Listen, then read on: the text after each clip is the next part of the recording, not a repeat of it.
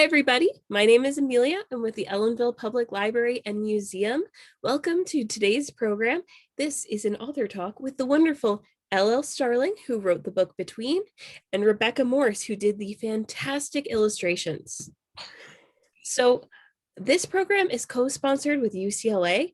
It is their Zoom account that we are using. If you were wondering who that other person's name was on the Zoom invite, that would be them.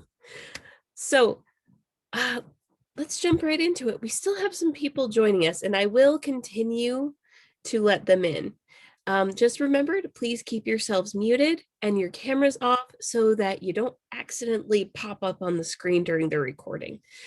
Okay, thank you so much. Oh my goodness, so many people. All right, so let's get started with a little description. Lisa, would you mind just describing what Between is really about, just in case we have someone who's here because they love the idea of the book, but they haven't quite read it yet? And if that's you, parts of this may have spoilers, so be warned. Okay, well, first, thank you so much for inviting me and Rebecca along to this wonderful little shindig. And thanks to everybody who's taken precious time out of their life to be here and not watch Netflix or something really important. And it's just really lovely to hang out with you in this lovely space. I'm full of excitement and joy and caffeine, and it's just wonderful to all be together, sharing this space in this sinister room with all of these weird brown doors. Like, what is with that? So Between is a fantasy comedy romance novel, and it's set in the village of Old Middleton.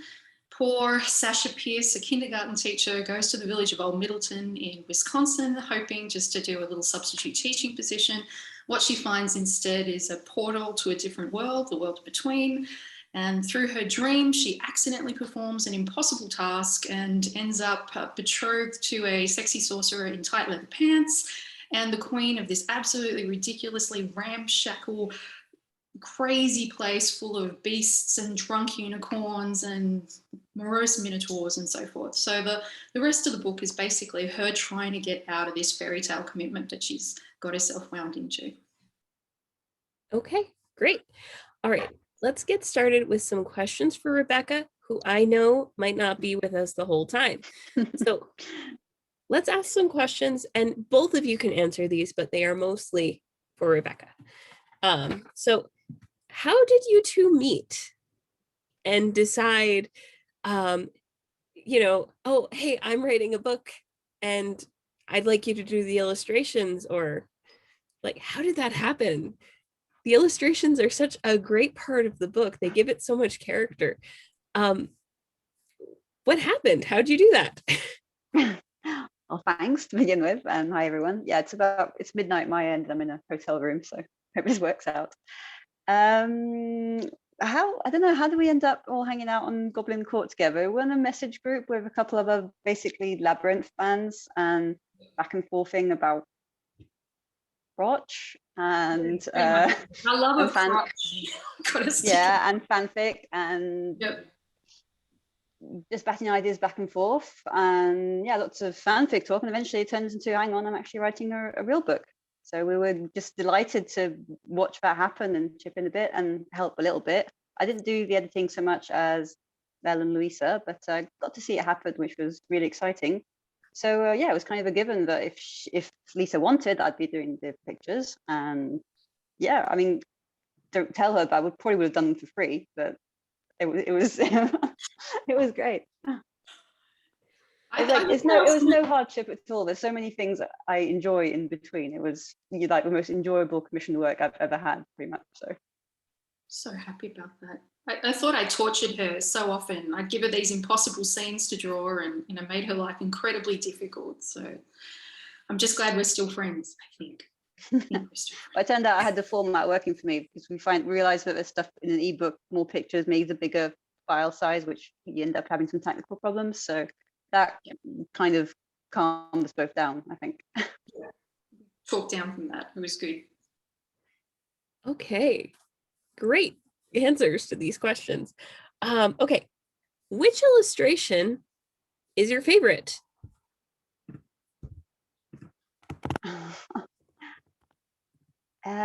So the ones that made it to page, I'm still pretty proud of the one with Lawn Up a Tree. So that was one of the first ones we did. That was like one of the first pictures from the prologue, like when the book was first beginning, I believe.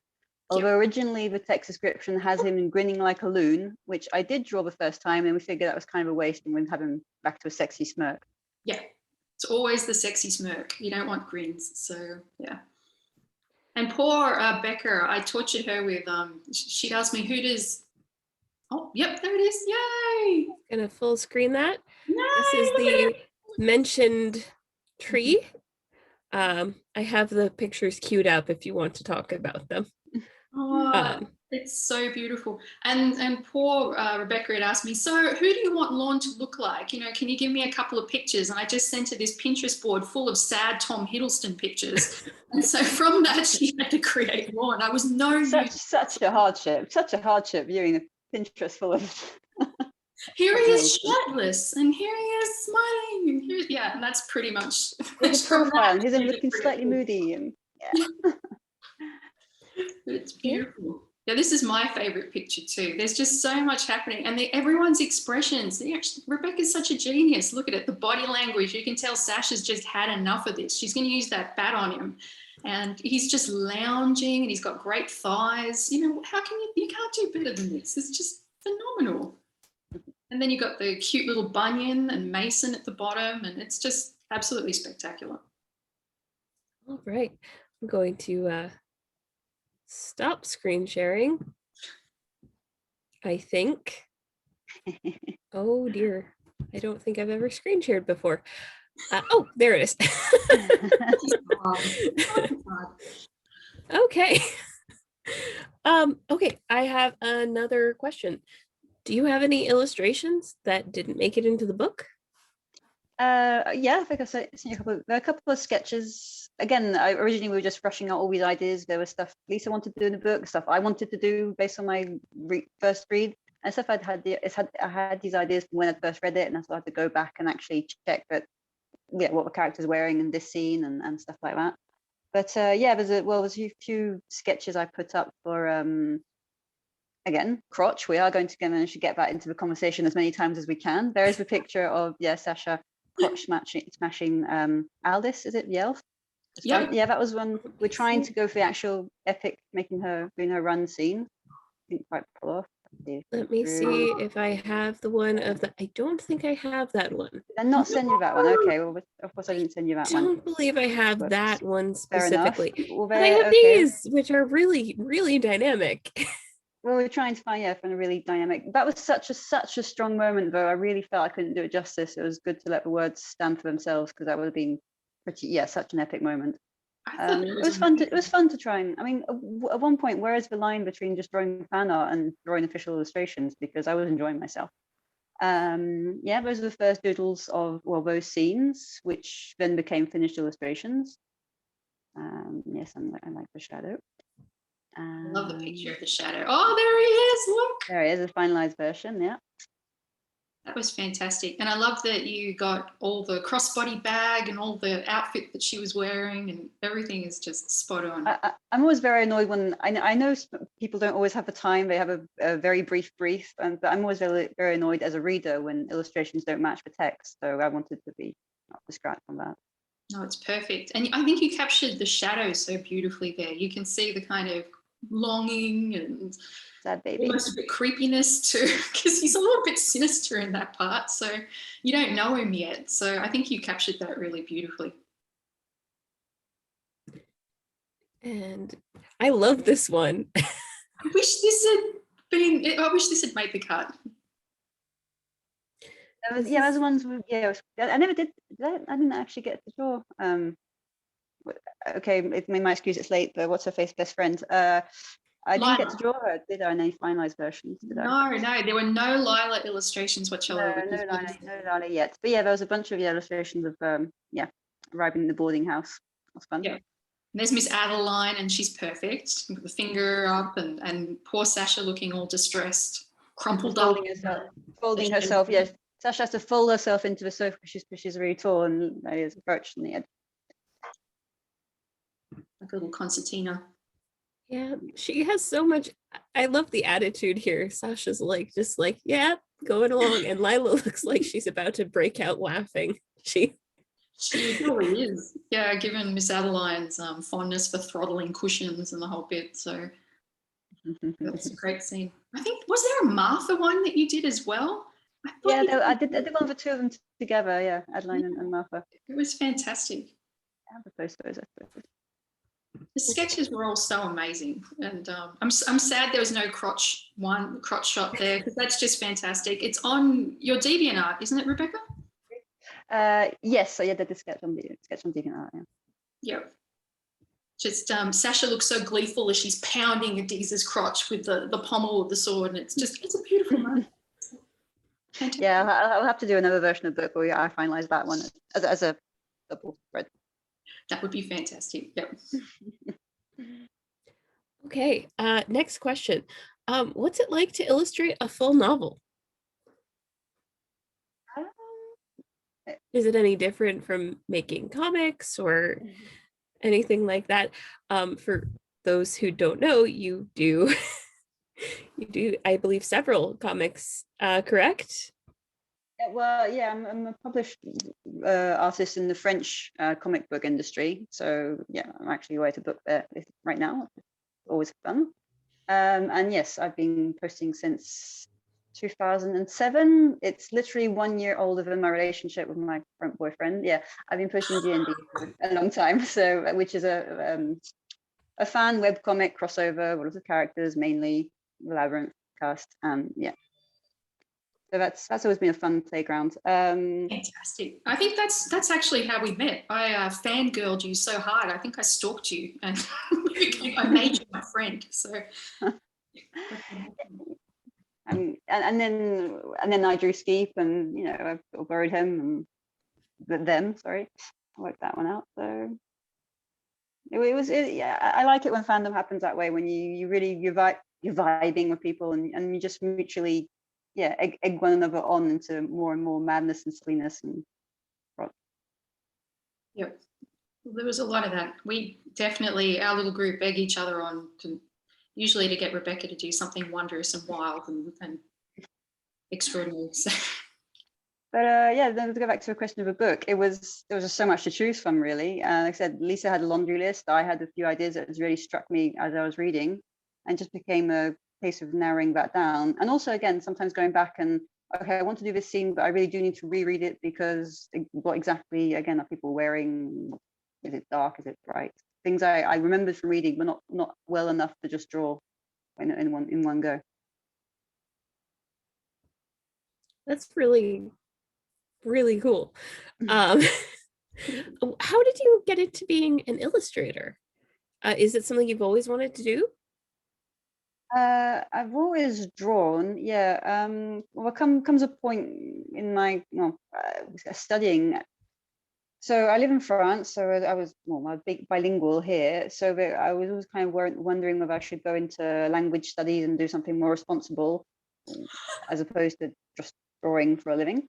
I kind of went back and forth throughout all my studies. I did an art major in high school. Then when I started university, I did languages, did English and Japanese. And then I was in the US in 2003. My parents were on sabbatical year, and I did one term at a local community college.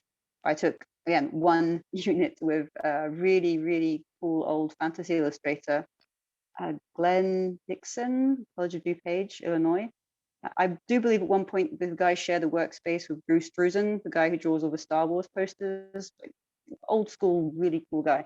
And he basically told me, you know, quit faffing around. You're made to draw. Go do it. So with that encouragement, when I got back in France, I applied for the art school I vaguely had an eye on, and they accepted me.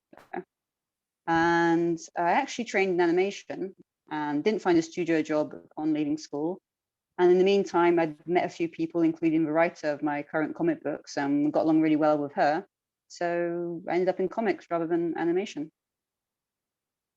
That's really, really, really cool. Oh my goodness. With that in mind, this is not one of my prepared questions. Is Is there any chance you'll ever make like a short animation of something from between? Oof. It wasn't my strong point really. No, it'd be fun to storyboard. I'd storyboard a sequence. I think I couldn't. Again, there's a lot of work doing all the actual frame by frame animation. I haven't done it in a while. I suppose I'm a bit rusty with whatever software the kids these days are using.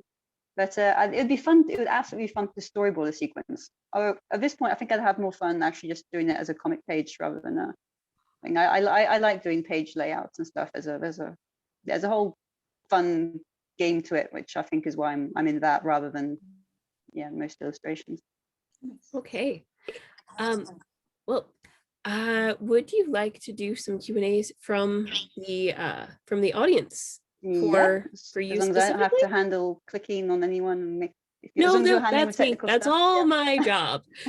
Okay. Anyone who has a question for our wonderful illustrator, could you please pop it into the chat or raise your hand so that I know to call on you?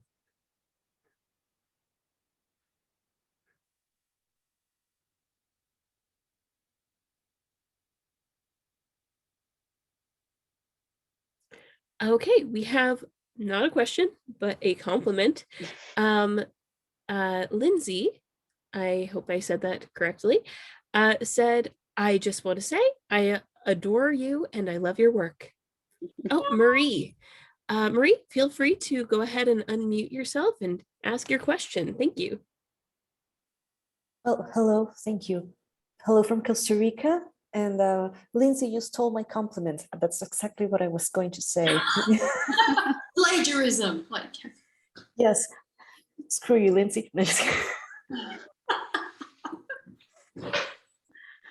No, thank you for everything. I enjoyed watching the animations, like watching the animations when I was reading the book. It just put like, well, obviously the image on my mind.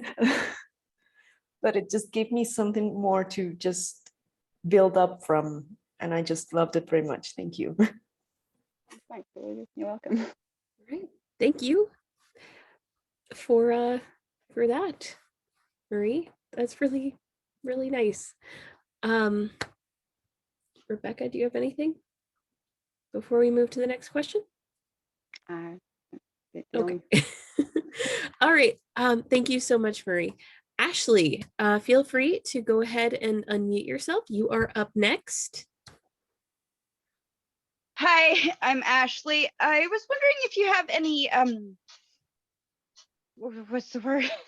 Sorry, suggestions for people who might want to, learn how to draw better.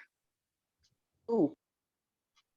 It's really hard to call just like that. I suppose the classic advice would be just keep drawing and keep drawing from life to begin with to learn. Well, thing happened in art school. We had a lot of people coming the first year who already have their style.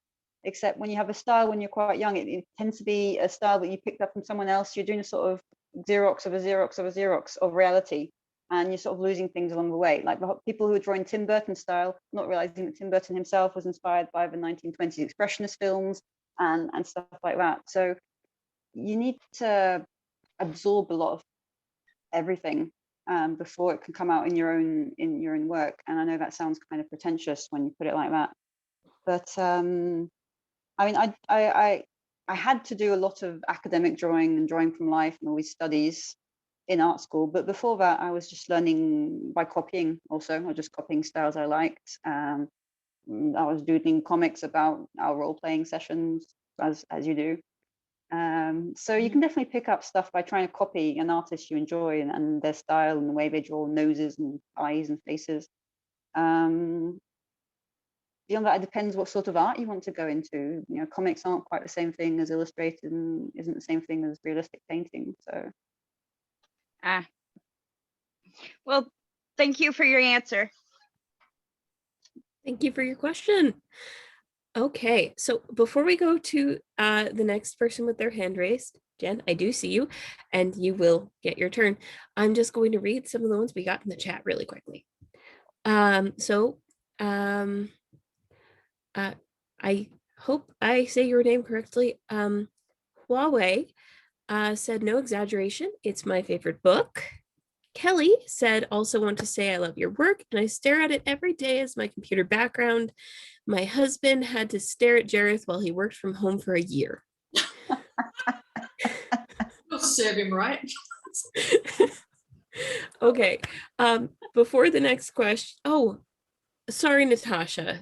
I saw the first part and I thought that was your first name. My mistake. But before we do the next one, Jen, would you like to ask your question? Hello, everyone from Tennessee. My question, hello. My question is, the Girls Next Door comic is the flip side of Roommates. Mhm. And I'm just curious, what made you decide that you wanted to tell that side of the story? So I was reading and enjoying Roommates. Obviously, everything was just a fun idea, and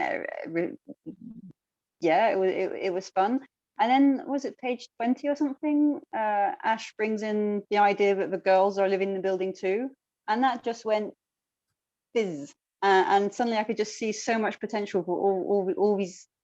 Yeah, something that the whole thing really came alive to me when I was just I was enjoying it, but then it became something.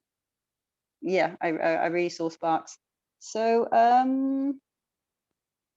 I guess I bounced off Roommates a lot at first because I wasn't sure of my own plots really. Just like it was more reaction comics, the girls' side of things. But eventually I branched off my own plots. Roommates has actually stopped now, and I don't know what happened to Ash. They've not been on DeviantArt in ages.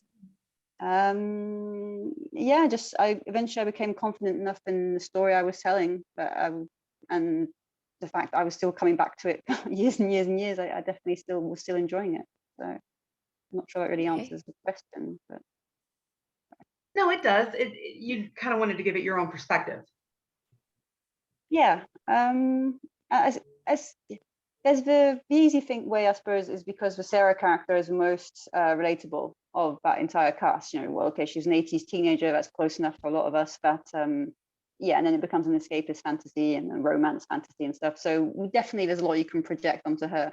And she was a good entry point character she's almost the sane everyman to all the zaniness, except she's not. And again, not sure that was an answer, but No, thank you. I appreciate it. Okay, thank you, Jen. I'm just gonna put this out there. I will read this last one, but after that, I would like us to focus on between. I also am a fan of Girls Next Door, but this is a between talk. Yeah. So we're going to focus on between. So Jen S. asked, will there ever be a Between and Girls Next Door crossover page? I think I was just checking with Lisa on a minus world building point. So, but yes. I'd love to do that. Yeah, yes. Please do that. I would love that. That would be amazing. I already feel privileged enough that Rebecca has Skeep running through, one of my characters from fan fiction running through Girls Next Door. So I already felt like I'd hit the pinnacle of life in that respect. So a between crossover would just cause me to have hysterics and faint or something. And you kind of started the whole Croptoberfest too, the chicken rebellion. That kind of originates with Bruce Linda. So it's a big fandom. Again, self-encouraging cycle. It is fangirling each other. Yeah, very much. Can I just say, this is the first time Rebecca and I have ever been face to face with each other in a call. We've known each other a million years, and this is the first time. So I get to revel in her hotness facially rather than just words. Oh my goodness, this is a privilege. It's so awesome. Why didn't we do this before? Crazy. We are making history. All right, that is fantastic. Okay, I'm going to move on to Lauren, and then we're going to start asking Lisa some questions as the author. So prepare yourself, Lisa. You're up next. Lauren, please ask your question.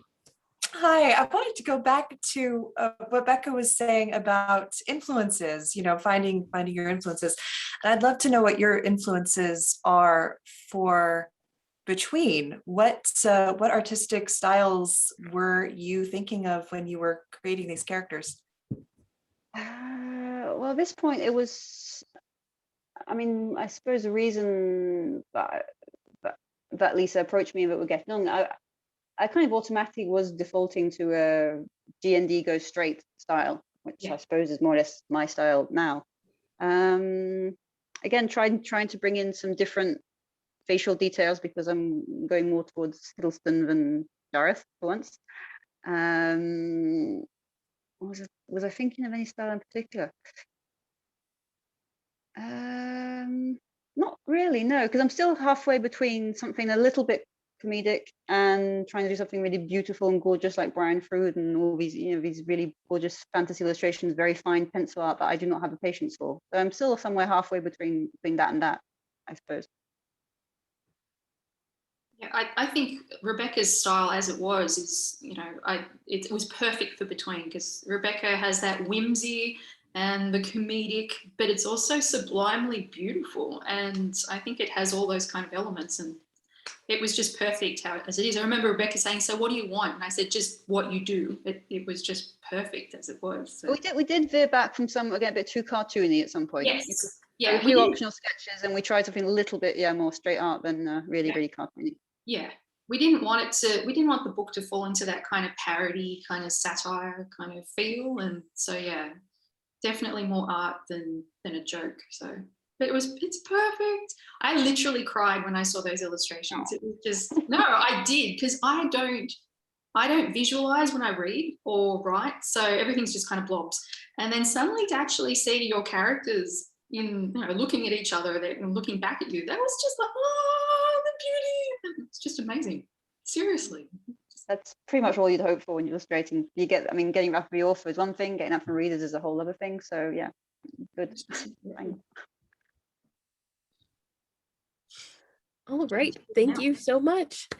All right, so I am going to, would you prefer if I unpin you, or would you like to stick around while I ask Lisa some questions for her?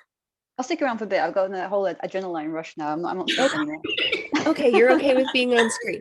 Great. All right. Lisa, it's your turn. So let's begin with an easy one. What made you decide to be an author? Masochism.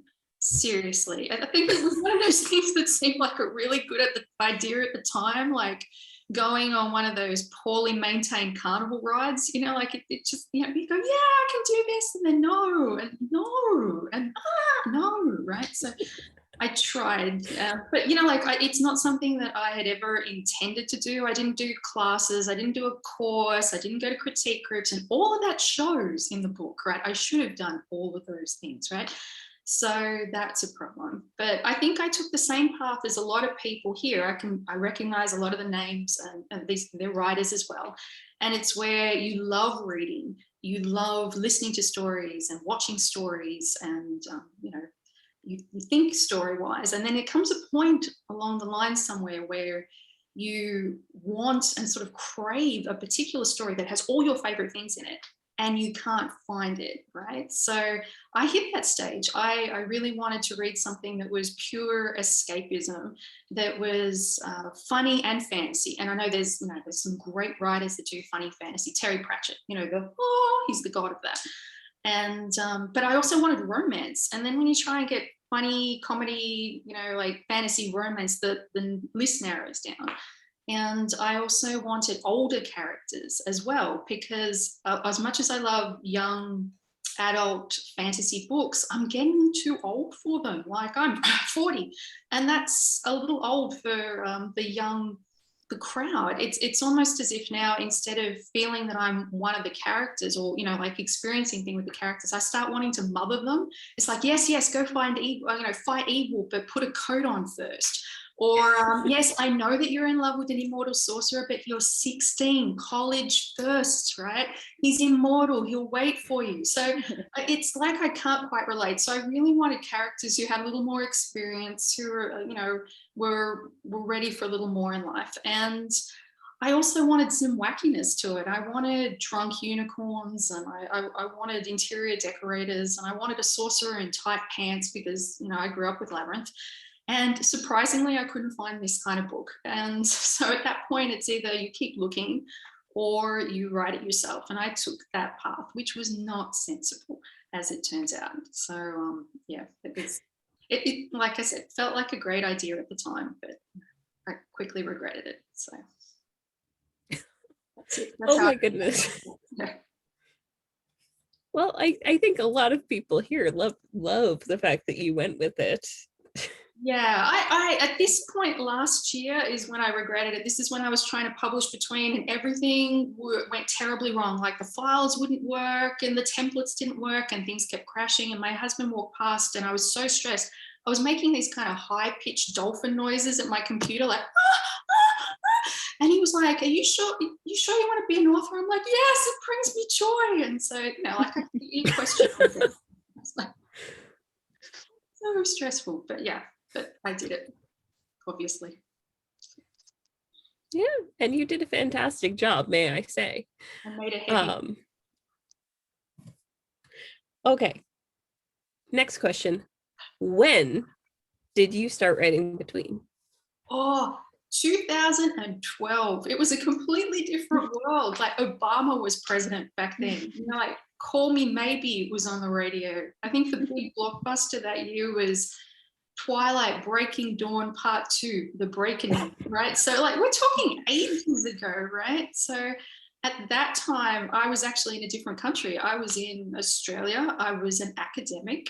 And the only reason I started writing between was because I had a sabbatical, I had a semester off, and it meant I wasn't teaching, so I actually had some time.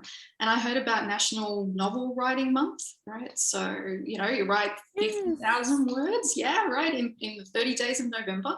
And I thought, this will be fun, masochist, right? And so I thought I'd give it a shot. So by day, I'd write all these science papers, right? And then by night from 10 p.m. till 1 in the morning, I would write between. And so at the end of November, I had all these boring science papers that no one ever read, not even my mother. And I had a good chunk of between written. But then unfortunately, I went back to work and it just sat on the hard drive until 2016, 2017. And by then I'd moved to America, to Madison, Wisconsin, America's dairyland, a very delicious place to live unless you're lactose intolerant, right? So fantastic.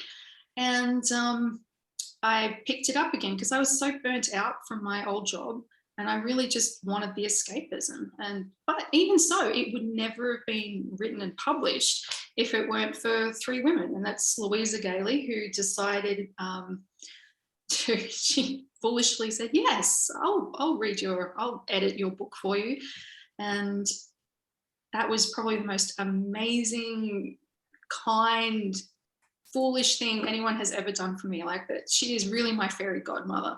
And then Melissa Finley actually agreed to copy edit it. And then, of course, Rebecca came along and said, yes, I will illustrate it for you. And without those three, there would be no between whatsoever. It just would have stayed on the hard drive festering away, right? All those poor drunk unicorns and leather-clad sorcerers would never have seen the light of day. So those women are why it all happened. That's amazing. That is super cool. All true. That's fantastic. Next, what were your major inspirations for Between? Now, we've touched a little bit on Labyrinth being a big influence. Were there any other like works or just kind of vibes, authors, songs you heard on the radio that made you go, ah, yes, that is making it into my book? Love this question. Fairy tales, I think, would be the biggest one. And I think that's probably really obvious to anyone who reads it. There's a real fairy tale kind of theme to the whole thing. So just Sasha goes on the fairy tale journey. She performs the impossible task. She gets the hand of a king. She becomes queen of this realm, but unfortunately, I like it. I like getting sort of concepts and giving them a really weird twist. And so, of course, instead of winning the hand of a nice sort of benevolent king, she gets a hot surly sorcerer, and the kingdom that she wins isn't something that's beauteous like Aurora in Otherworld. It's this ramshackle, diseased hellhole. And instead of saying yes, like most fairy tale figures, she goes no and tries to run away. So the fairy tale DNA is in there, and the characters themselves are very aware that they're in a fairy tale and trying to thwart it. And even Sasha, I deliberately made her look like a fairy tale princess, like a Snow White kind of character, because I wanted that sort of character, but with a modern kind of twist to it. So the fairy tales are very in it, and also like they've got a bit of a Shrek feel to Between, you know, where fairy tales go sort of rogue on you. So that's definitely part of it. And in terms of books, there was a very Pratchett-y influence to the entire thing. I remember growing up reading every fantasy novel I could get my hands on, and a lot of them were very, very serious. You know, they were very epic and serious and very guy-oriented. So a lot of the female characters went through very terrible situations, and I didn't like that so much. And then suddenly I hit Pratchett and it was perfection, you know, like it was smart and satirical and wacky, and it had this black sense of humor that I really, really enjoyed. So Pratchett was definitely part of the DNA of Between. And then I think even more than books, it was the movies. You know, growing up in the 80s, it was the golden age of fantasy films. You had Legend, you had The Never-Ending Story, The Princess Bride. You have pretty much all the cast of Girls Next Door in it. You know, you have all these amazing films, and I think especially Princess Bride,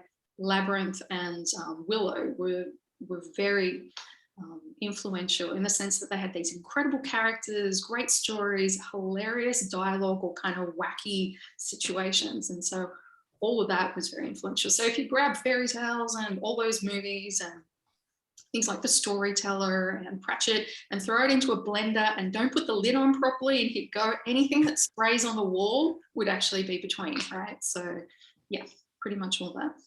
That's awesome. You know, this isn't one of the written questions, so we're going off a little bit, but don't worry, still Right. familiar territory. You mentioned your concept of Sasha was kind of this fairy tale princess, but subverted. I think the section where you kind of see the book gets almost meta is when she's being interrogated by the dean. And the dean is like, oh, you know, do you have family? Are you an orphan? You're an orphan, right? And she's like, no, I'm an orphan, I like family. Yeah, exactly. she's like, oh, but your parents are awful, right? You don't talk to them. She's like, no, we talk all the time.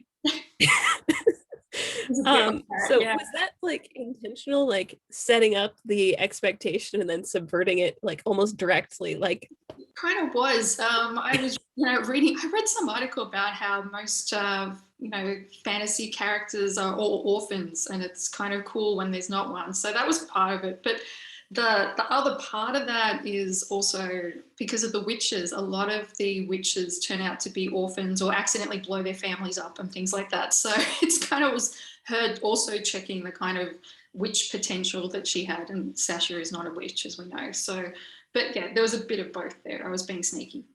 I'm glad you caught that though. as angry as that scene makes me at some points, Yeah. because I feel so bad for Sasha. That was a great scene where the dean is like, and I love Rebecca's picture of it with the teacup and the very benevolent looking grandma figure of the headmistress Dean, even though she's not what she seems. And I think that the picture really gave her this kind of almost saccharine, sinister edge to her. Yeah, you sent me some good picture reference to that. We had to pick a twin set and pearls, and what's exactly what we're looking for here. Yeah, exactly. And it's, like she's almost wearing a costume in a way. I'm just a sweet, gentle old lady, and meanwhile I'm drugging your tea and things like that. Yeah. I have to say, and this is bordering into Rebecca territory, that image gave me almost like Miyazaki vibes, with Oh. like that like benevolent older person who's just like a little uncanny, and the longer you look at them, the more unsettled you kind of feel. Like, See, the genius of Rebecca. Look how much you got from that sketch. It's phenomenal. It's a shame we didn't get to do more pictures of the witches, because you've got so many really fun female characters in there. There's a few, we should have done more witches pictures. Oh yeah, but there was also an alternative of the pic where you've got Violet and Daisy hugging Lorne, and he had a completely different facial expression. He was kind of like freaked out. Right. That one should appear too. We should definitely show off that one of these days, because that was gorgeous. So Yeah. So many beautiful pics. these are some great answers. All right, moving on to the next question. So why did you decide to split the perspective of the novel down the middle? Oh, okay. This is because it didn't work any other way, right? So, and we know this because poor Louisa and I, we ripped the book apart and we actually put alternate chapters, right? So we actually did the traditional way and put Lorne's chapters between Sasha's, and it was so terrible. I'm actually shocked the monitor didn't spontaneously burst into flames and run screaming from the room. It was awful. And the reason is because if you take a look at the first part, what it is a series of little mysteries that Sasha and the reader solve at the same time. So there's a bunch, but the big ones that pertain to Lorna. Why is she dreaming again after 25 years when she first arrives in Old Middleton? Why, what is this place that she keeps dreaming of, this hillside? Why does she keep dreaming of this hill? Who is this hot shirtless man that's coming toward her and hanging out with her on a hill? Is he a sex fantasy gone terribly wrong, or is it something else? And what are these monsters that she keeps dreaming of that keep coming closer? Are they real? Are they a figment of her imagination? Or are they her inner demons, as Lila seems to think? Now, if you take Lorne's section and look at it, he answers those questions super fast, right? So, because the crossing happens right at the very beginning of his section. So you know about the hillside, you actually hang out with the nightmares, you know who he is, even though he's wearing a shirt. So if you put those in between the Sasha's chapters, what ends up happening is you as a reader already know the answers to these mysteries, and you have to wait for Sasha to get to that same point. And it ruins it. It really does. The pacing gets all kind of weird and wonky, and it's a real drag to read.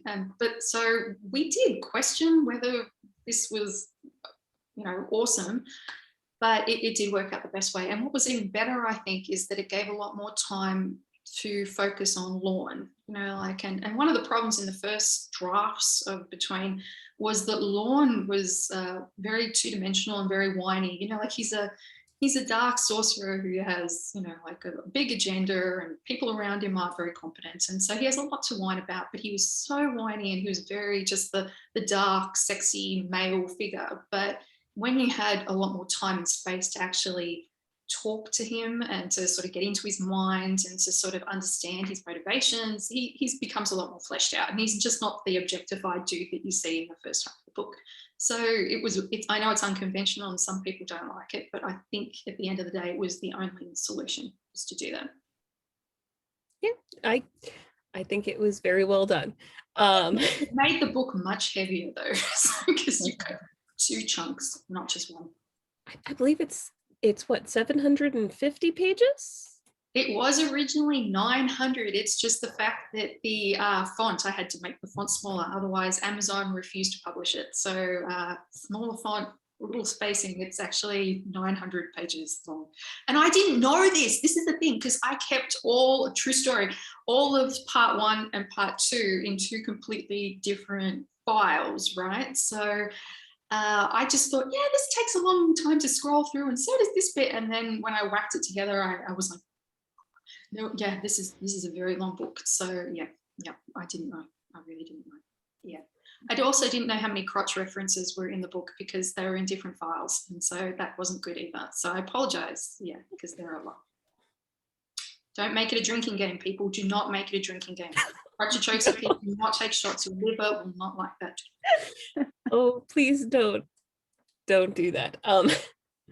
All right, so I'm actually going to jump down the list a little bit to a different question because it dovetails nicely into this next question. Do you intend to, now that they are both in between, do you intend to divide the book in half again for the sequel?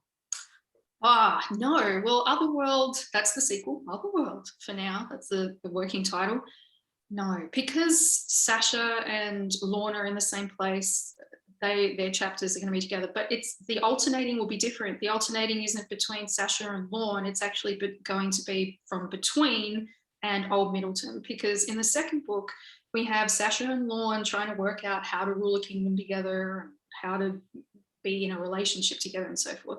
But we also have Lila in Old Middleton trying to get Sasha free. She makes her own little posse of buddies and they're trying to crack the code. And she's starting her own storyline. She has a very sinister tarot reading on Halloween, and from that, her story sort of jump starts. So we'll be jumping between that. We also have a bunch of different characters who are going to come in and do little scenes occasionally. So you'll see, for instance, the Kings of Vetch, who I love. Oh man, King Laurent, you just wait. He loves kimonos. You'll see. That happens throughout. So he'll jump in. You'll see more from the King of Zadria. He comes in and out. And Adiz, poor Adiz, when we last saw him, he was hit with a postal van and then wandering around the swamp of perpetual suffering with amnesia. He's coming back. So there's a lot of little bits and pieces that'll be happening throughout that. So the different, very, very conventional structure now. Okay, thank you. Oh my goodness, that is, ooh, spoilers. I love it. Everywhere the spoilers. There's so much that happens in Otherworld. I haven't finished it. I'm nowhere near finishing it, but it's already really chunky, and I'm really kind of scared about how big this book is going to be. So, and there's a lot that happens. That is exciting. That is so exciting. I love long books. They are my favorite. Yes. I think I read between in about 3 hours. I started at 10. I ended at 1. Whoa, that's a record. That's amazing. So thank you. It was amazing. Okay, next question. Who was your favorite character to write? Oh gosh. You know what? I'm going to cop out on this and say I actually like them all. They all have little bits and pieces that I really enjoy running around and playing with. So I love the fact that Lorne is, despite the fact that he hates people who are wretchedly melodramatic, is probably the wretchedly melodramaticest character of them all. You know, he is such a drama king, and I love that about him. And I love the fact that Lila runs around without a filter and she catastrophizes, and so that's great. And Sasha I find mildly complicated to write because she's nothing like me. Lila is my inner voice. Lorne is me just having too much to do. But Sasha, she's so perky and she's so brave and tall. I'm not tall. And she likes to run, and she does it non-ironically. You know, the only way I would run is if a cougar was after me. And even though I will try and reason with it, she's not me. So she's a little complicated. But I think my favorite character is actually all the tiny characters that are running around. So Mason Barnes and his fish liberation, and Murgatroyd and Spetzelbrass, the interior designers, and their squirrel candelabra, and all of those kind of the elites, you know, running around, and Davinian Phantom, the sort of sleazy finance minister and his terrible dress sense. Those kind of characters are what makes it fun for me to write. Like the Radish King, that he made me laugh for ages. Just that all he says is Radish King, and that was enough for me. You know, very easy to write. So they're my favorite bits. You know, the humor. You don't have to worry about fleshing them out as much because they're just little bits and pieces that run in, and they're memorable and they're fun to write. Awesome, thank you. Okay. Next question. So this is the flip side of the last question. Who was your least favorite character to write? Least favorite character was Derek in Fist, the bully. Oh, I didn't like Derek. So Derek is just so terrible. Remember, even the sea serpent didn't want to eat him. Yeah, jerk, right? So for those who don't remember Derek, that was when Lorne goes to fix the water crisis in the independent township of Fisk. And even though all of those people despise magic users, he still fixes their problem. And it was so sad to write that, because you know that his assistance isn't going to change their opinion of magic users whatsoever. And even worse, Lorne knows this. And it was meant to be this kind of reflection of real life situations where you have people who are so small-minded, so just marinating in this hatred and bigotry and inflicting it upon others. We all know people like that. We see them on Facebook daily, right? But the good thing about being the creator of a world is you get to punish people you don't like. So Derek ends up a water spout, right? So flopping around like a fish. And if the rest of Fisk is mean to Lorne again, I'll probably drop a dragon on him or something and crush them all. So that's the big part of this. In the real world, you can't do that. You can't just drop a dragon on someone, but you can in between, and that makes me very happy. So Yeah, that's yeah, I could see why writing Derek would be your least favorite character. Okay. If you were to give any one character outside of Lorne or Sasha their own spin-off book, who would it be and why? Okay, I'm going to cheat on this one too. I would actually, there's a great episode of, in The Simpsons where they do a day in the life of Springfield, and you get to follow all the little little side characters. I'd probably do something like that.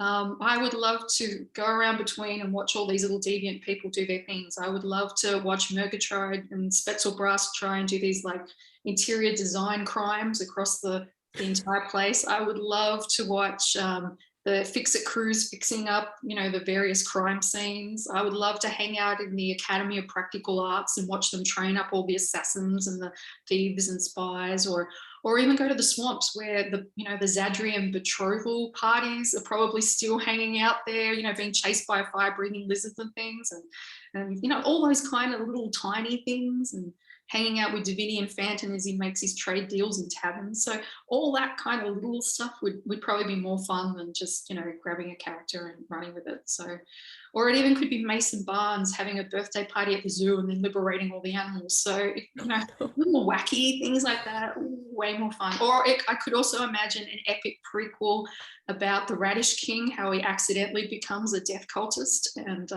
leads to him being tragically killed by a tree in the Times Square. So yeah, that kind of thing. I will admit I expected the answer to be the Radish King. Yeah, it should be the Radish King. I like your answer better. He deserves his own book, damn it. Justice for the Radish King. Hashtag. He's so fun. Yeah. Okay. Which perspective did you write first? Did you write Lorne's or Sasha's first? Or did you kind of write them at the same time? That's what happened. Okay, so if anyone there is ever looking for writing tips, do the opposite of what I've done, right? I did it all wrong. So I'm one of those writers who doesn't have an outline and pantsers, and I write all the fun things first, okay? So all the fun scenes, the big scenes, I wrote those first. And then I realized I had to jam them all together to create a book. So eventually I jammed enough to have Sasha's side written, and I sent that off to Louisa, and then I jammed Lorne's together and sent it off. But the problem when you don't have an outline and you just write things simultaneously and then crush them is, as Louisa, when she read it, pointed out, she said, "This is very, very funny." And she was like, "But it has no plot." And she was right. There was no plot whatsoever. And I was like, "Do we need one?" And she's like, "Yeah, books have plots." Like, wow, right? So we had to put a plot in there, and we had to sort of re-navigate things. And then Melissa read it and she was like, the characters need motives. I'm like, really? Motives? So we had to put motives in. So it was a bit of a mess. But in general, I wrote the fun things and then crushed everything appropriately. Right? So that's how it goes. Don't do this at all. Right. Thank you. Oh my goodness. It seems like you did a lot of kind of like, I just have to ask, were there Postit notes involved? It feels like there were Postit notes involved. A blackboard. I went old school and tried to write things on blackboards and tried to put things in. It didn't work. crazy. No, and I feel sorry for Rebecca. She read the early drafts of this, right, and survived. So it was amazing. So No, it's fun because I had all these vague memories, and I come across a different and much better book, and like, wasn't there a bit with? Okay, no, this is good, and oh wow, there's these whole new characters I've not met, and yeah, the whole right. the Council of the Kings stuff. This is brand new. This is great stuff. I hadn't read it all that.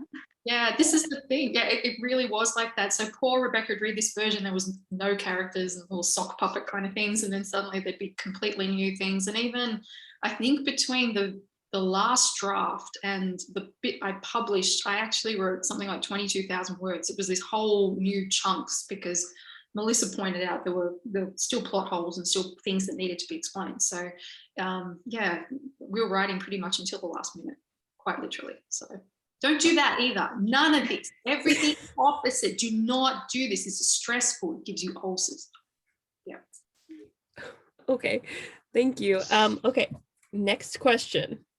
What scene was the most difficult to write and why? There are a lot that were hard, and it mostly scenes that I found hard to write were scenes I'd never written before, and that's basically action scenes, right? So my stories are just, my fan fiction stories were mainly just comedy and crotch, and that was the crotch crack is what I wrote. And so suddenly having to write action sequences was incredibly hard. And I think one of the hardest examples was when Lorne comes back from Fisk and he has to meet the challenge of the 3 death cultists and the Radish King, right? So that was hard because not only is he fighting, I made it really hard on myself because he's not fighting one, he's actually fighting 3 people and he's fighting them simultaneously. And at first I did what every sensible person would do when they realized they had written themselves into a corner and have to do a terrible scene, was I tried to get out of it. So I tried to stop it at the point where Lorne gets the power from between, he's ready to fight and he's kind of like, let's do this. And then I faded to black and went on to the next scene where he was injured. And Louise is like, you gotta write that scene. And I'm like, do I? She's like, yeah, you have to illustrate that Lorne is a badass magically. And I'm like, is he? And she's like, yes, he is. Write it. I'm like, okay. It was just like the whole time I was like, no, it's so hard because it involves action and stakes and description. And I can't do any of that.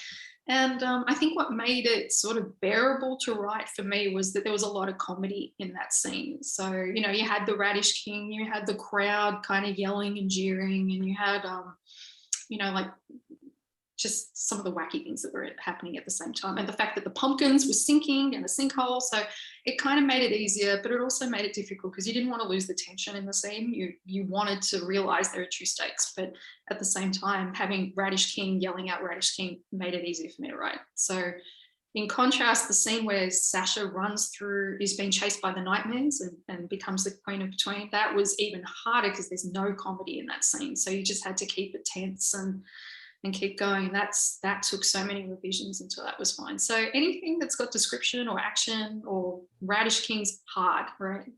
Don't do that either at home. Make it easy on yourself. Radish King. Radish King. Okay. Okay. Next. Do you have any plans set in stone for the sequel? And if so, are you willing to share any of them? I think I already started the spoilers, didn't You I? did. I just wrote these before we did that.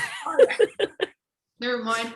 Well, if you think of Between as the first, as a fairy tale, usually what happens at the end of the fairy tale is they lived happily ever after. So Otherworld is the ever after. So it's going to follow Sasha as she gets, she has to do her little trial run of Between, then she gets her coronation, married, and also she's going to be given a chest full of god weapons and she's going to have to learn how to use them. And the elite is going to be teaching her to fight. And unfortunately, they're teaching her how to fight Between style, which means she's got these really celestial weapons and she's going to be dogfighting with them, like so she's not using them in the way that they were probably meant to be done, used.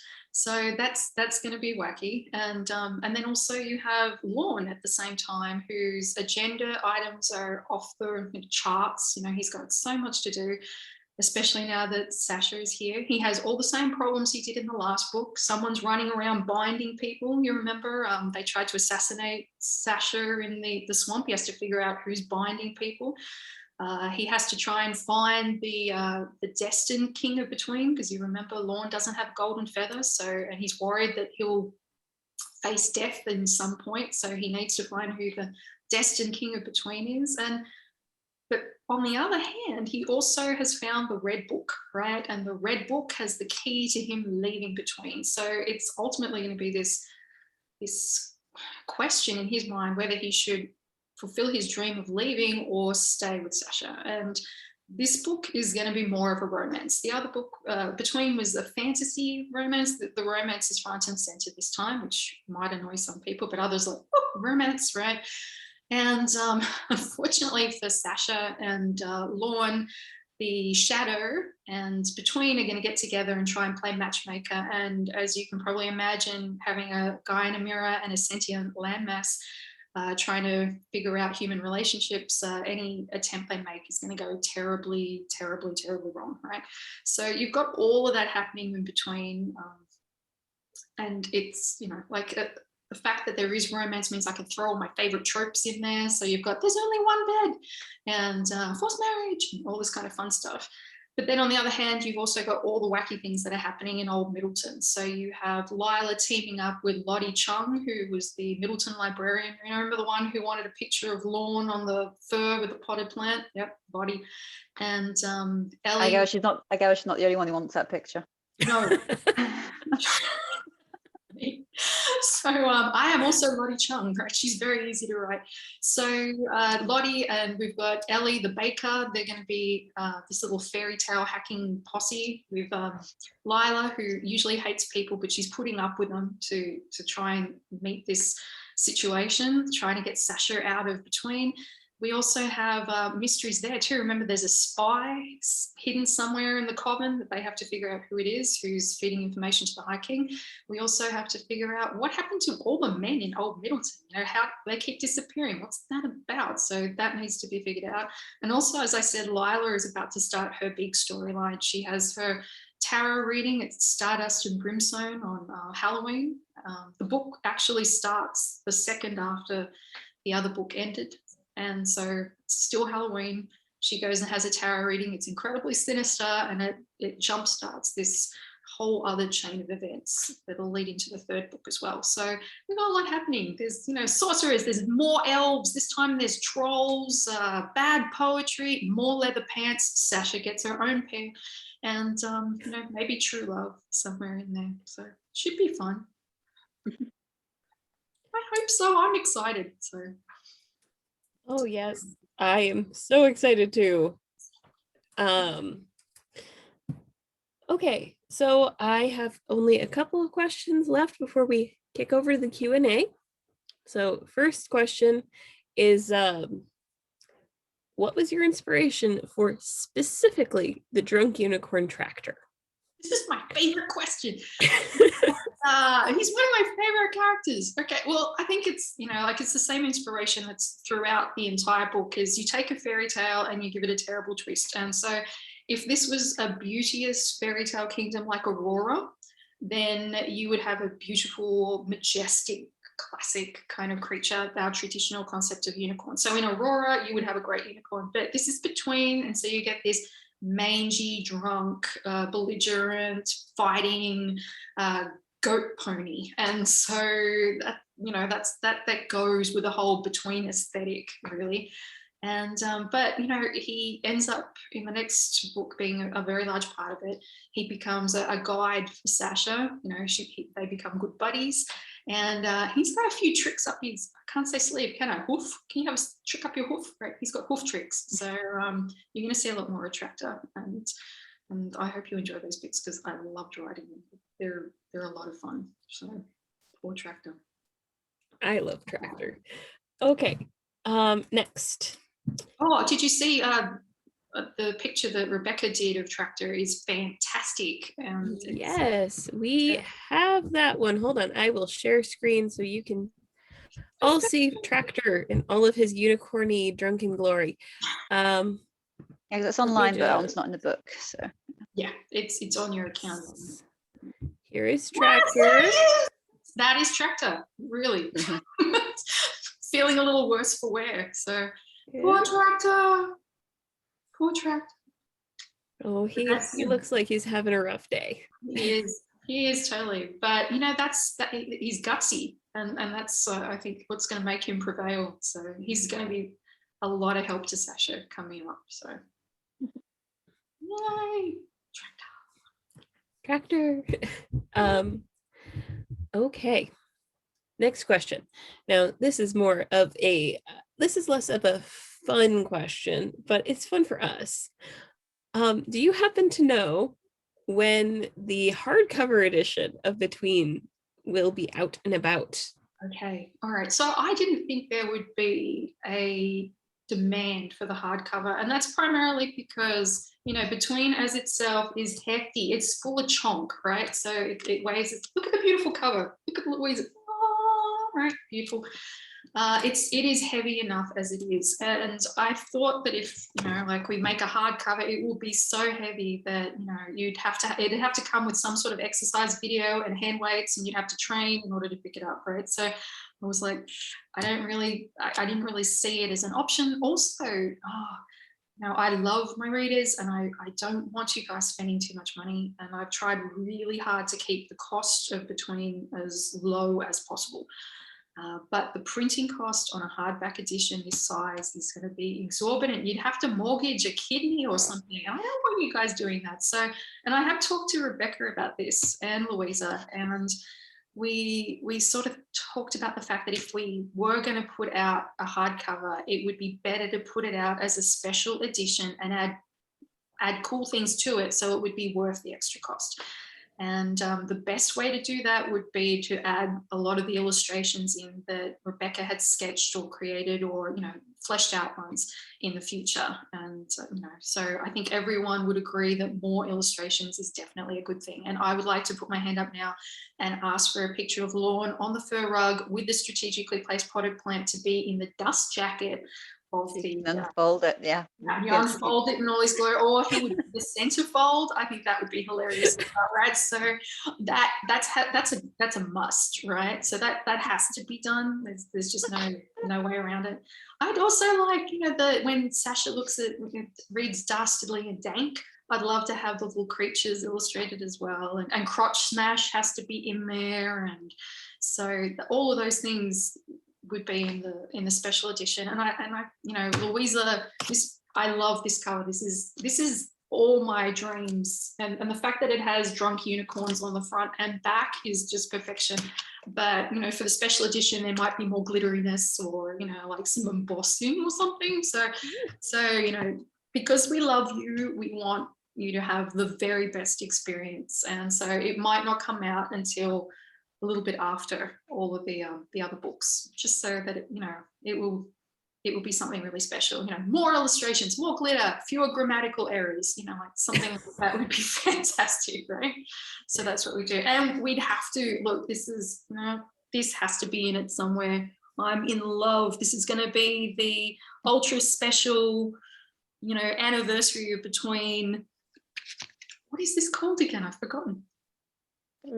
Bookplate, next bookplate. There you are. I'm so excited about it. I forgot its name. The bookplate that I'm going to be sending out to everybody. So, and I really think this should actually be a full-page illustration. It's fantastic. I could not love this more. Look at his cloak. Look at the cloakiness. So stunning, right? So special edition. It's just going to be glorious. Special edition. So, okay. Yeah. Next question before Q&A. This is the last one. So if you were thinking and stewing some questions, hold on to them for like 5 seconds and we'll get to you. Do you have an estimate for when Otherworld might come out? Maybe. I pitched dolphin sounds. Oh, you know what? I don't want to stick a date on it, because then people are disappointed. I'd rather say, oh, it won't be till 2040, and then you're like, oh, and then it comes out, you know, 2039 and you're excited. So, you know, I unfortunately, I had a bunch of ordeals this year where it was moving house and someone getting married in my garden without telling me, and then moving into this strange, bizarre murder house. And, you know, that took 5 months. So I'm only just regaining momentum, and we're starting, you know, to do writing sprints and so forth. So although I have written a big chunk of the book, it's pretty terrible right now. And poor Louisa, I want to make her life as easy as possible. So I want to make sure that it's in great condition before I give it to her and Rebecca and poor Melissa to read. So it's going to take a while. Obviously, I want to do it as fast as possible, but I'd rather you have a good book than a terrible fast book. Okay, well, yeah, definitely. And it also gives time for Rebecca to find the illustrations that she wants to put in it and so forth. Assuming you're going to do them for this book too? Yes. You're going to illustrate Otherworld for us? Yeah. Oh, okay, yeah. I was worried. She's traumatized. What was that last drunk unicorn? Yeah, so with any luck, it'll all happen. All right. And without further ado, it is time for the Q&A. So if you have a question, please put it in the chat or raise your hand. Jen, I'm not sure if you meant to put it down, but you have your hand up now. So do you have a question?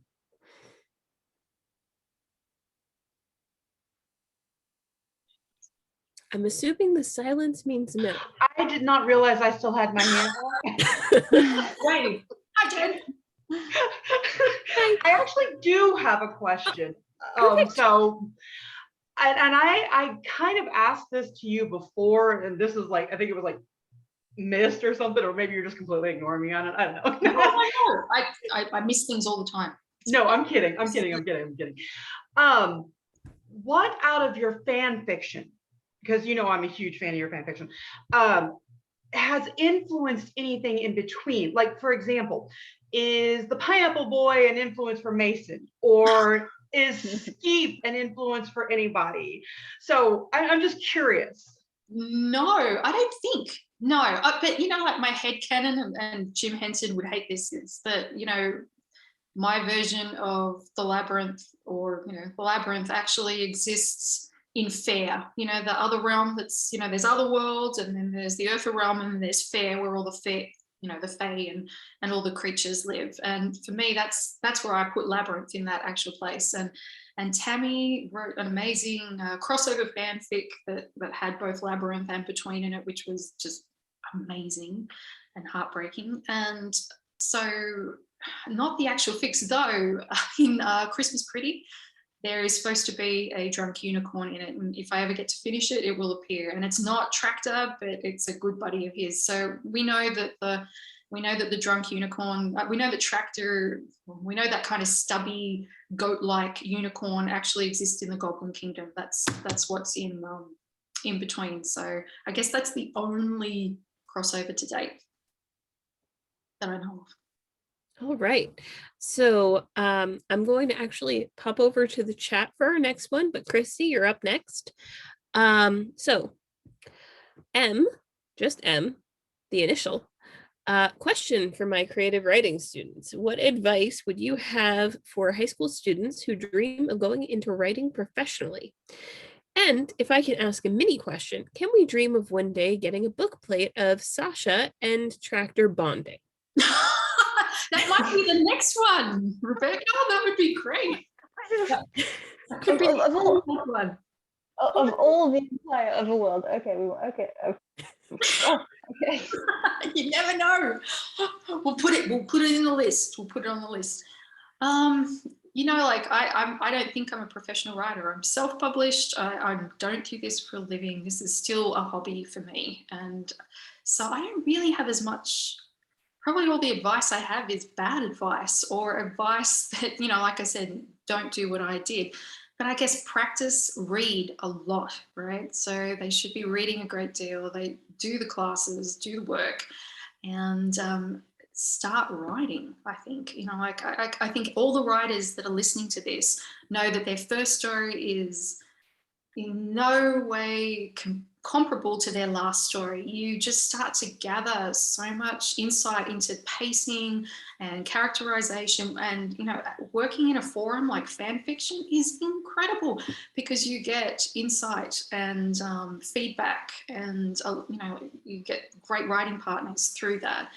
And so I guess as a 12-year-old, the big thing I would say is just to keep on writing, and then keep honing your skill set and keep coming up with all the different inspiration points and so forth to create a book or a landscape that you actually want to write in. So not great advice, but it's what I got. Sorry. I've disappointed so many 12-year-olds. I'm so sorry. No, that was good advice. All right, Christy, as promised, you are up next. What's your question? Hi, Christy.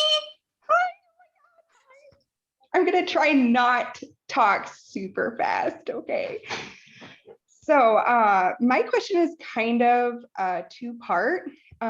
Your stories always get recommended whenever anybody is sad because you are like the gold standard of comedy. So I want to know, what stories or sources do you turn to when you have a bad day that cheer you up? And then also, what are your comedy influences?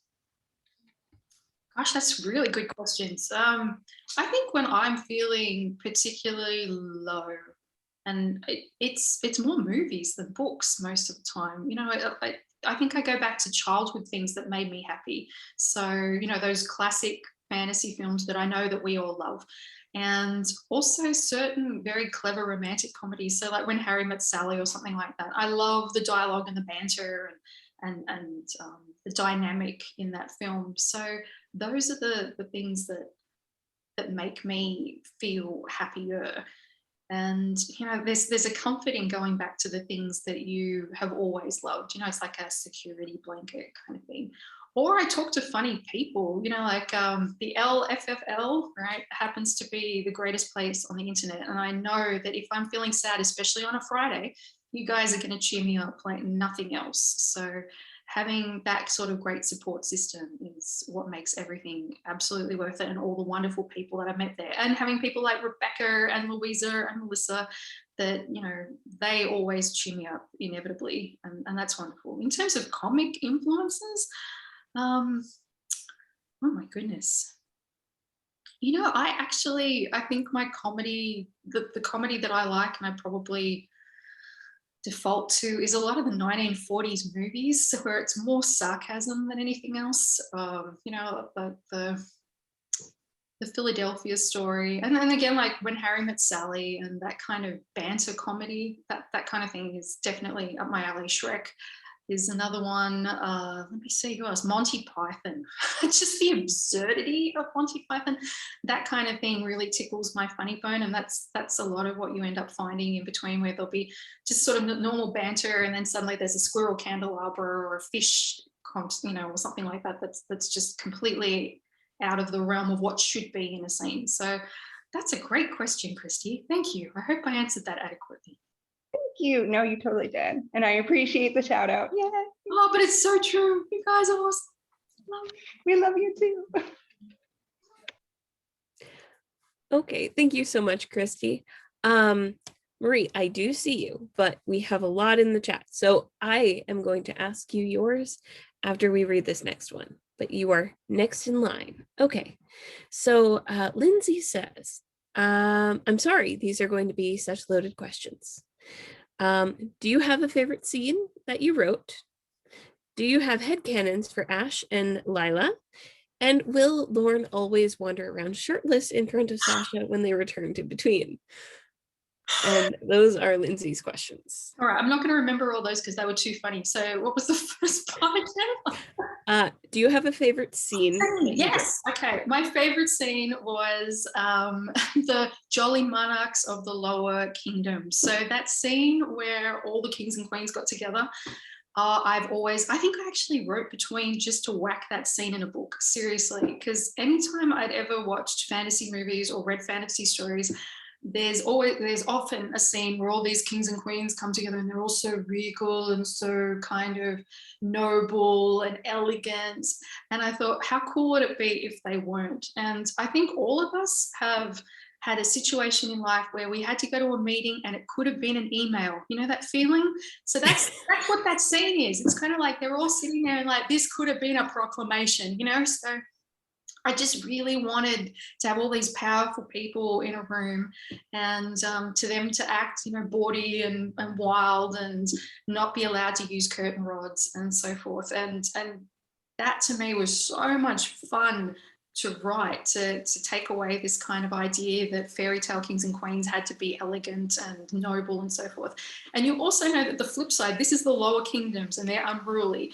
If the same meeting were to happen with the upper kingdoms, you know it's going to be a completely different meeting. There'll probably be, you know, like live music and canapes and twice as many curtain rods because they probably took them from that place and put them in here, and it would be, you know, everyone would be sucking up and writing notes and, you know, praising the High King and things. So just being able to write that scene where, you know, there's terrible elf poetry and no furniture, that made me so happy. So that was my funniest place. Headcanon for Ash and Lila. I actually, who's the fellow who plays Thor? Chris Hemsworth, right? That's my Ash headcanon. My Lila headcanon is Florence, is her name Pugh? Florence Pugh? Florence. She was in Little Women and she was in the Black Widow movie. She's fantastic. So I think I put pictures up of them on my between site. So that's my new headcanon for those two. So they're my faves. And what's the final part of the question? It was excellent. Will Lorne always wander around shirtless in front of Sasha? That was actually the most important part of Lindsay's question. I'm so sorry, Lindsay. There will be some shirtlessness, I'm sure, right? And because it's Lorne, there has to be some shirtlessness. I think he's contractually obligated to be shirtless at least once in the whole thing. There may even be a nude bathing scene. You never know. I'll see what Louisa will let me get away with. So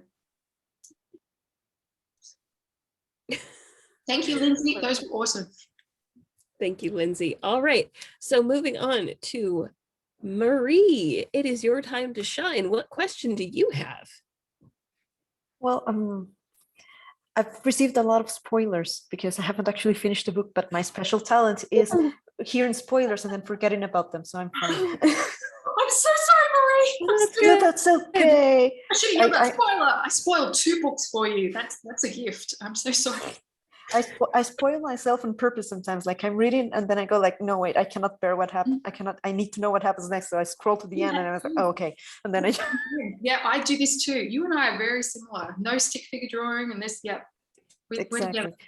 So my question would be, because I was just remembering one of my favorite scenes, which is actually near the beginning of the book. Like, oh yes, it was just relaxation tea, you know, it was a mistake. And I'm like, yeah, sure, Sasha, a mistake. Exactly, right? Is she really that naive, or is she just really believe the best about everyone? I think she's just optimistic, and that's another reason I have problems writing Sasha. Is she is optimistic and she wants to believe that people are absolutely wonderful, and it contrasts to Lila, who believes everyone is terrible. So I think they kind of even each other out. And the wacky thing I think about the next book is because they're separated, Sasha becomes a little more fun in some ways, and Lila becomes a little more sensible. So it's a bit of both. So yeah, I guess just if I can ask a follow-up question. Of course. Were you particularly inspired by someone or someone's in plural when you wrote Sasha? Oh gosh. No real humans, I don't think. Though, what's interesting is that several people have said the banter between Sasha and Lila reminds them of them and their friend. And the banter was very similar to certain friends I have as well, and myself. So that bit's similar. But when it comes to how I think of them, the headcanon, the actress from Merlin, is it Katie McGrath? Is that her name? Beautiful. Yeah, that's what you sent me as a ref. Yeah. Yes, I sent the reference to Rebecca, and there was, I can't remember who else I said. I think Jade Taylor, is that her name, from Magicians? There was a bit of Jennifer Connelly in there as well. We really wanted that sort of classic fairy tale, Snow White, you know, the skin, the eyes, the hair, like we say, because we were going to get her and give her a bit of a twist. She's much taller than most fairy tale princesses, though, because I wanted her to be almost at eye level with Lorne, right? Because I wanted quality. He's not going to get away with anything with her, so that was really important, that she could sort of browbeat him if needed. So that was good. Thank you, Marie. I hope we didn't spoil it too much. No, that's okay. Like I said, I will probably forget this as soon as I log off. Excellent. That's the way to do it, is just forget everything. Yeah, it's like when I ask somebody for their name, like, hey, what are you called? And then I forget to listen to their name. Oh, yeah, but that is a superpower, being able to forget spoilers. Thank you for your question, Marie. Okay, we're moving on, and I will just let everybody know this program, because I see we have 20 questions. Oh my goodness, that's a lot. And most of these are paragraphs. So I'm just going to let everyone know. This program is going to end at 8. So if I don't get to your question, I am so sorry. But I just want to let you know. I'm happy to answer them on, I can take them and answer them on the official Between page. So you'll still get an answer to your question if you need to run off and get food or Netflix or something, pajamas or something. Yeah. I think I am going to have to log off, though. It is getting a little bit late, my end of things. Oh, yes, you need to sleep. Rebecca is at the book fair. It's 1:30 a.m. for me. There we go. Oh my goodness. Wow, look at the beauty. The plants. Thank you so much. Oh my gosh, it's amazing. Thanks for having me on. This was great. I'm glad I kind of met everyone, and I'm sure you're going to go on to say many interesting things, and I'll catch the rest of it on the recording. And yeah, thanks again. Oh, it was so nice seeing you back. Thank you for being Likewise. Thank you. Thank you very much, Amelia. Thanks for hosting and everything. Thank you so much for joining us. It was wonderful having you. So wonderful. It was great to be here. Now, can you kick me off, because I'm not sure I know how to do this? Oh, certainly. So I can. Bye. Bye. Okay. Wow, we are up to 28 questions. So once again, we only have half an hour. So we're probably only going to get through about half of those. But I will send any that you have submitted to Lisa so that she can answer them on Between's official Facebook page. Absolutely. And thank you for asking them. You guys are amazing. Oh, so much. Next up is a question from Anna, and Anna says, how did you go about publishing your novel, and do you have any tips for authors who have completed a novel but don't know what the next steps are? Okay, well, I'm actually happy to, if you send me a message, an email on the Between account or my L L Starling account, I'm happy to talk to you about the process, and that goes for anyone else that's out there. I'm not traditionally published. That's something you should know. I'm actually self-published. I traditionally published a whole lot of my terribly boring science work, and I didn't enjoy the process at all. You know, it was very slow. It was very time-consuming, and I'm old now. I don't have time to, you know, wait 12 years to get agents and to, you know, write query letters and then to fight other younger writers in some battle royale. Is that a thing? Do we have to fight each other to get contracts? I don't know. Is that a thing? So I decided I was going to skip that, and I went straight to self-publishing. And the wonderful thing about that is that because I wanted to be able to choose my editor and choose my cover and to have Rebecca do the illustrations. If I was traditionally published, there's a potential that none of that would have happened, right? And you just would have been stuck with the story. That would have sucked. I would have thought that sucked. So I didn't want that at all. So I created a publishing house and did it myself. And I have no regrets for that, because at the end of the day, I'm so surprised that people have read this book. I actually wrote it more just for the fan fiction community, right? I have been incredibly humbled and honored by the fact that, you know, people beyond that have read that. And I'm incredibly beholden to the people in the fan fiction community who've embraced the book so heartily. And it's just incredible to me. It really is. I get teary with it. Moisture comes out of my face. It's just a weird and terrible feeling, you know, but and also amazing. So I'm very happy that I took the self-publication route. It's not for everybody, but as I said, I happily talk to anybody about the whole process. So shoot me an email and we can chat. All right, fantastic. Now, for this next one, I need to sneeze, so I'm going to read it very quickly and mute myself while you give the answer. Have you ever created a story, including fanfic, based on a dream that you had? My dreams are really ridiculous but they're not really suitable. You know, it's things like fish fall out of the sky and I have to pick them up, and you know, really useless kind of thing. But I have to say that the scene where Sasha thinks that Lorne is a sex fantasy, and it doesn't go as predicted, actually was one of my dreams. I had a dream once. Don't worry, this is not going to get X-rated. This is a totally child-friendly kind of thing, where I dreamt of this celebrity and I thought this is going to be fun. No, it wasn't. I was supposed to be renting an apartment a room in their apartment, and you know, that's a perfect setup for something like that. But no, what ended up happening is we discussed the bus routes at the place and rent, and then I made an Excel spreadsheet to split up the chores. And you know how in some dreams you just sort of flash past certain things? No, in this one, I actually set up the spreadsheet and we entered variables and it went forever. And then I woke up and went, wow, worst sex dream ever. Went back to sleep and it continued. I made a pie chart.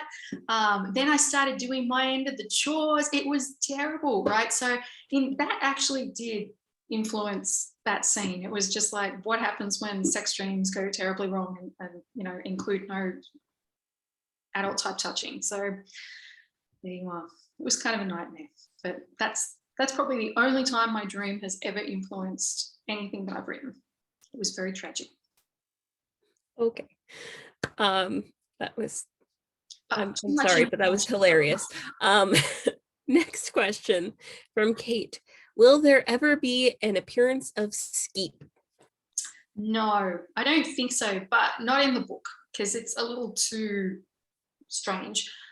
But I have,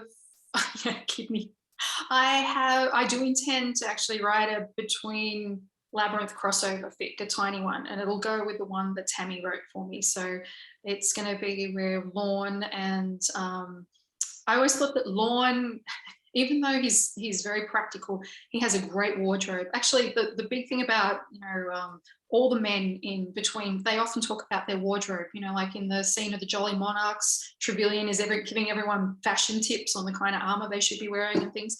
So I always thought that Lorne is something of a clothes horse, and he gets his stuff made in fair, so it's really fancy. So I thought it'd be hilarious if there's a scene where, you know, Lorne and Jareth are both getting their outfits done in fair, and they get their stuff swapped. And so there's like a costume swap kind of thing. Skeep's there, of course.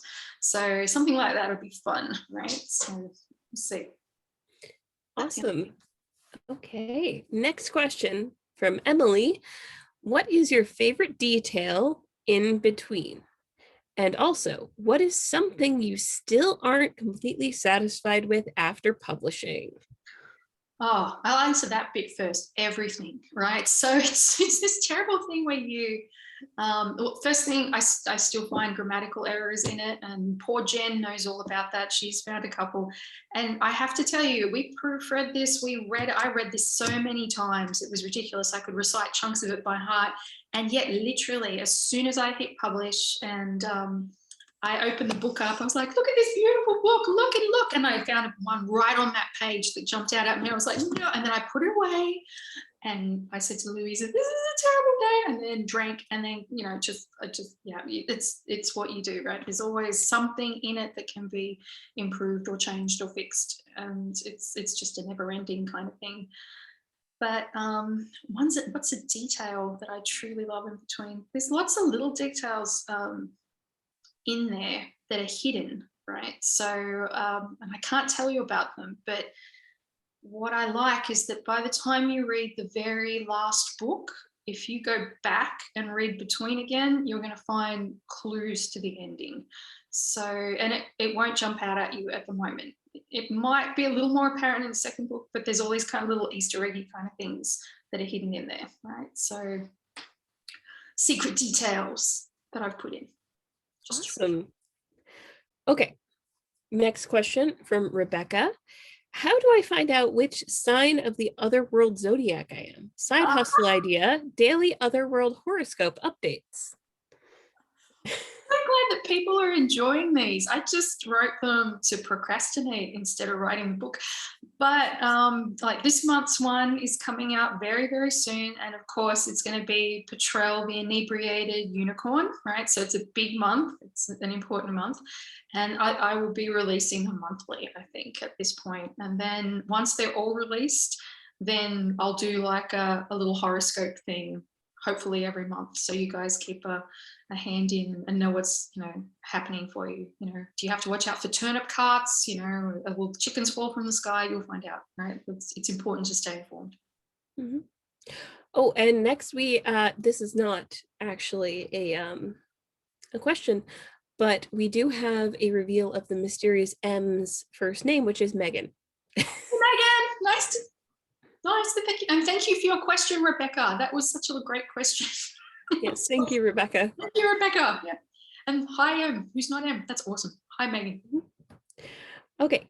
Next, a question from Emily. When you look back at My Feathered Friend, is there anything you wish you had done differently? What is your favorite part about it? And how do you feel you've grown as an author since then? Oh, man. I haven't read My Fine Feathered Friend in years. And it's one of those things that I've always wanted to go back and spruce the whole thing up. So get rid of grammatical errors. And also it was written, oh my gosh, is it like 9 or 10 or 11 years, something ridiculous. So it was written a long, long time ago. It was the first story that I've really ever written. And I'm sure there are parts that definitely may be old now in terms of humor, that's not current. And so I think the whole thing probably needs a great refresh, really. So I am kind of looking forward to going back and fiddling with that. But in some ways, I once spoke to someone who is one of the mythical fan fiction writers, and they said it's in some ways don't touch an old story because it does show progress, and that's really important for new writers, right? So you kind of want to show the progression as it happens, and I think there's something really nice and useful in that as well. So I'm not too sure about the extent to change it. So that's something. Sorry, what was the rest of the questions? I got all excited. Oh no, sorry. I just have to scroll back up. What is your favorite part about it? Skeep. And how do you feel you've grown? Oh, well, Skeep is definitely my favorite part, and I'm so happy that people just embraced him in such a way because he was such a wacky little character. I'm always shocked that people like my sense of humor, right? And that they also share in it, and that they can enjoy these kind of really weird, absurd things, whether it's a little, goblin who, dresses up in bizarre costumes, or Rosalita, the chicken of destiny. Like the fact that people say never Rosalita or, kidneys or something like that, these little catchphrases, it's awesome. The fact that people enjoy it, that's lovely. And I've grown as a writer. I hope I've grown as a writer, just in terms of, understanding probably about structure and action tags and grammar and tenses and things like that. It's probably more of the actual construction. I think if you read My Fine Feathered Friend or any of the stories, I think the ideas are still very similar to what I put in between. It's still that wacky kind of humor and things like that. It's just maybe structured a little bit better. Mm-hmm. Okay, next question we have is from Carmen. What is your dream cast for a hypothetical film/TV adaptation? All right. Hiddleston has to play Lorne. It's just, he is the person I can hear when I write, and it was always him. Actually, one of the first inspiration points for Between was the poster of the first Thor movie. You know, I remember looking at that and I saw Thor in the red and the gold, and I saw Loki in the black and the green. And I looked at that and I thought, you can already tell who the villain is, right? You already know the villain is going to be the dude in the black, right? It's never the guy in the gold and the red. And I thought, wouldn't it be cool to have, you know, the main male character be somewhat the villain at the same time, or perceived to be a villain, and be dressing black and everything. So, and then at that point, Lorne just became, you know, Loki in some ways, became Tom Hiddleston in the black outfit and the whole bit. And I think also that's why my headcanon is Chris Hemsworth as well as Ash, because Ash is also wearing the gold and the red. You know that he's the hero, the kind of romantic hero. So that's kind of where that came from. So that would be the case. Katie McGrath, as we said before, would be my Sasha choice, I think. Oh gosh, and as I said, Ash, we have Chris, we have Florence. Is it Pugh? I keep getting her name wrong. Is it? I'm honestly not sure. Little Women. She played Amy in the latest Little Women. She was in Black Widow. She's fantastic. Anyway, so she'd be my. Yeah, I said it was Pugh Po. It's Florence. Florence, but Pew. Thank you, Marie. Thank you. Excellent. Thank you. So helpful. Right. And you know, like who else did we even think of? Oh, and then just trying to cast the I remember the lower monarchs. I had a conversation with people. So Trevelyan would be that Lucius Malfoy fellow. I couldn't even see him with all the white hair and just being so sophisticated. And I wanted that, what's her name? Lucy Lawless, Xena Warrior Princess, as Dragma, the Dragon Queen. So it's so much fun to try and figure this out. And it's also interesting to see, I think on the Between page, we actually had a few questions, or, you know, I put up pictures of Hiddleston and so and so, you know, who would you see as these people? And it was surprising how many people had very, very similar ideas. I know that Lindsay down there wants Adam Driver to play Lorne, so possible. I'd allow that. That would be allowable, I suppose. So should be some leeway. Mm-hmm. Now, I thought there were more questions. There's just a lot of references here, mostly, and a lot of thank yous. Oh, thank you guys. One very bold, the potted plant. Yes, but I'm not sure if that's a question. No, it's just a neat one. Yes, the potted plant. So we have a question. Okay, this is new. How did you come up with the name Lorne? Lorne, so for Lorne, right? So it's just because, you know, I wanted something short. I have this thing, and you probably have noticed, I don't like naming things anything too fancy. So it's between, because it's between two things, and it's otherworld because it's the other world. I don't do fancy. I don't do things with a whole lot of vowels or things. I would strongly suggest, before you try naming anything in a fantasy novel, to spell check it. The name I originally wanted for the Dwarven King was actually a terrible term for something weirdly sexual, and I didn't do that on purpose, so I had to quickly change that just before it got published. So you have to make sure that you do the checking. But yeah, so Lorne, I wanted something short, and I wanted something that had connotations, and he is forlorn a lot of the time. And unfortunately, in the next book, I'm going to make him suffer in a terrible, terrible way, and you guys are probably going to hate me for it. So sorry in advance. Thought I'd just sneak that in so that you were kind of prepared. And yeah, Lorne, so forlorn. That's how he got his name. Mm-hmm. Okay, next question. Where did Lorne's cloak come from? I'm assuming that means the inspiration, but also I guess you could. Where he got it? Tell us where he got it. Why not? Walmart. No, it comes with the title. So the Shadow King gets a shadow coat. So Between gave it to him as soon as he had his coronation, and that becomes quite important. Not in this book, I don't think. In the next one.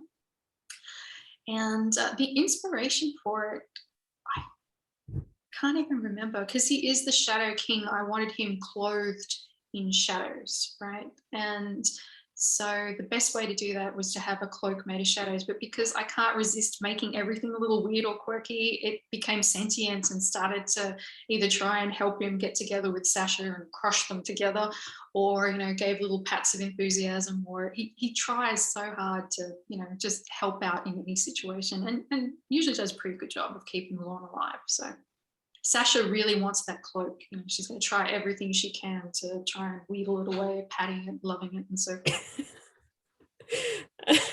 Trying to steal his cloak out from under him, like, She you tries don't to need take that. quite a bit of his wardrobe because he's got an awesome wardrobe. It's all black, but it's all awesome. So you want it. Okay, next question. Why a mirror blade crown? I thought it was a cool callback to the mirror where Lorne is actually, the part of his soul is actually inhabited. And it also kind of is very characteristic of Between that, you know, it's kind of pointy, it's kind of sharp, and there's almost more to it in its reflection than its actuality. So it was kind of a play on all of those things. But for him, I really wanted that even when he's there, he's not all there truly. The rest of him is in a mirror. And so that was kind of a representation of that. Plus it's kind of cool, you got to admit. Yeah, it's very cool. Okay, next question from Megan. Is the personality of each cloak different depending on the heart of the ruler? Will Sasha get a cloak of her own? Oh, okay, this is giant spoilers, so I can't go there. But it's a really interesting question. It won't be the same cloak, definitely not, but similar, very, very similar. So I don't think it changes in terms of the heart of the ruler, because all of these things that are somewhat sentient in Between are between-ish, you know, like they're also parts of Between. The shadow as well is not all Lorne. He is also a little bit of Between, right? So, you know, the nature of the cloak is very much the same nature as the kingdom, right? So a little playful, a bit childlike, does its own thing, usually against what Lorne wants, but is always trying to be helpful, and that's Between in itself, you know, in a nutshell. All right. Okay. Next question is from Lindsay. Will there be more meetings between Sasha and Lorne's shadow, and is the shadow going to be integral to the plot? Yes. There You're any good at this, Lindsay? So good at this. Get out of my mind. Yes, there will be, and they, you know, what I love, the reason I came up with the shadow, right, is because my dad's an identical twin, right? So, and when I was a little kid, my uncle, who was a bit of a playful fellow, I didn't see him all that often, but he would often pretend to be my dad. He'd go, "Oh no, I'm your father," and even though I was a little kid, I'd look at him and go, "No, you're not." There was just, you know, something about him that was a little off, a little unusual, a little different. You know, his tone, his intonation, his you know, hand gestures and so forth. I just knew it wasn't my dad, right?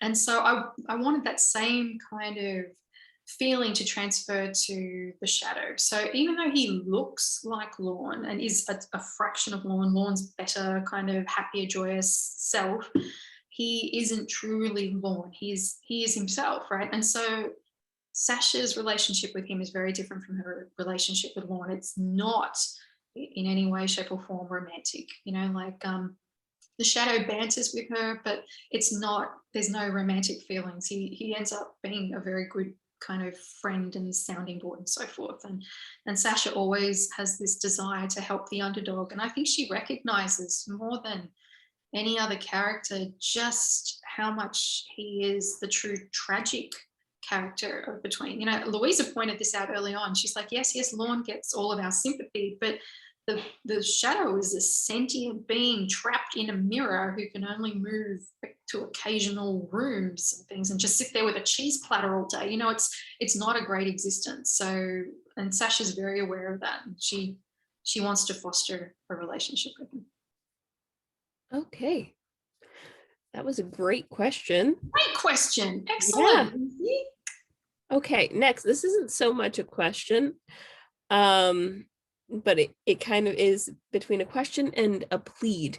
Please tell me we are going to have more Lila and Ash interactions. That's We are from going Jen. to have more Lila and Ash interactions. Like, I don't know how much of it's going to happen in this book. Like I said, what I've written so far is a lot, and I haven't really touched on a lot of the big things that are going to happen. So they actually have a major storyline. We know that Ash is cursed. We know technically Lila could be the woman to uncurse him or curse him more. It's Lila, after all. She might doubly curse him.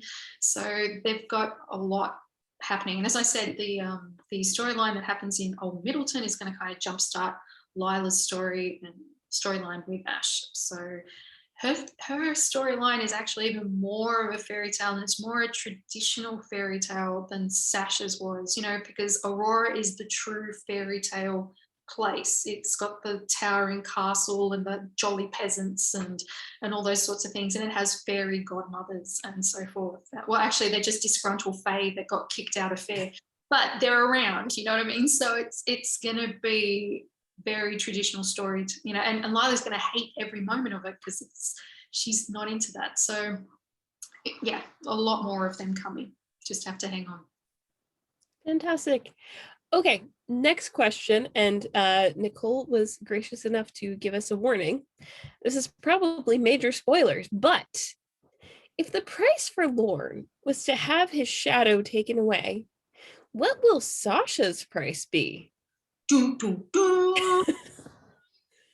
Well, she already, yeah. Yeah, I can't say too much. If you think about it, she already paid a big price because she lost her dreams for 20 years. And Between has a lot to do to get back into her good graces, because at the moment, she's there against her will. She couldn't dream. She's getting given all of these terrifying god weapons. So Between is going to be trying to be on its best behavior, at least initially with her. The cost to her is different. And I think the big thing that's different as well is that Between took a piece of Lorne's soul in order to give him access to this unlimited power that Between has, right? And there isn't that same kind of interaction between and Sasha, right? They don't have that kind of link. It's not that kind of thing. And we will learn more about why Between actually did that. And it's for a really good reason, right? So, and again, that's really spoilery, so we can't go down that territory. So, but just wait, it's coming. But it's a great question, fantastic question. Okay, so we're going to read this last chat question, and then Jen, you can ask yours right after that, and that will be our last question for tonight. We are nearing the end of today's program. So Natasha has asked, will there be any more runaway postal vehicles taking out people in a dramatic fashion? Oh, God, it would be great, wouldn't it, if there were just herds of them running around free range attacking people?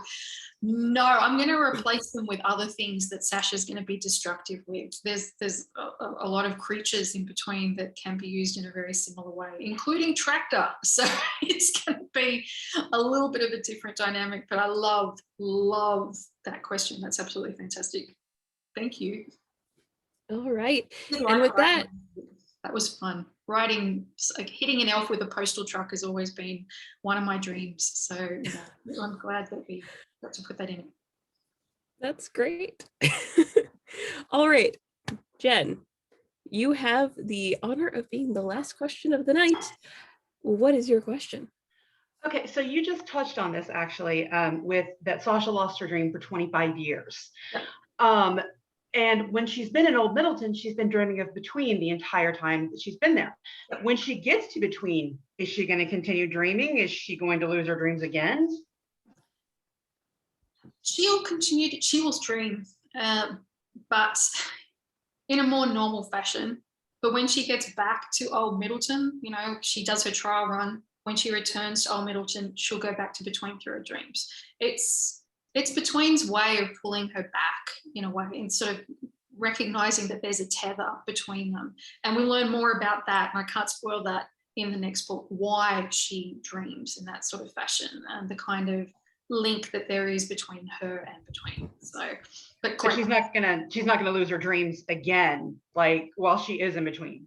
When she's in between, no. But yeah, no, it'll be okay. But they'll, spoiling. But they have.